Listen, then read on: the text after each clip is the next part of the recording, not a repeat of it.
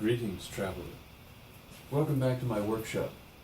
Today I have a marvelous specimen for you. This is an instrument I made when I was a kid, probably 13, something like that. The keyboard and actually the frame are both made of scrap material. The keys are all different types of wood. This is mahogany, cedar, pine, poplar. What is this? Fir, I think? Douglas fir, alder, and then a different type of cedar. This fencing material. This was part of a shelf. Anyway, it's quite a hodgepodge, but it actually plays pretty okay. I'll say it's okay. The overtones aren't tuned, save for a couple of keys. I think that one's kind of tuned. This one's tuned. So it has a kind of a distinct sound. So I'm going to play something for you.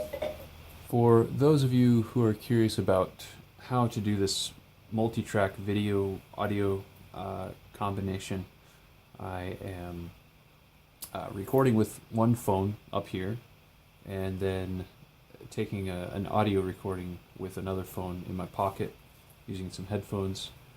I'm recording the first track here, and then subsequent tracks will be played listening along to this one, and that produces the best result. It's better than trying to play with a metronome or something like that, if you're me. So that's how I do it. There we go.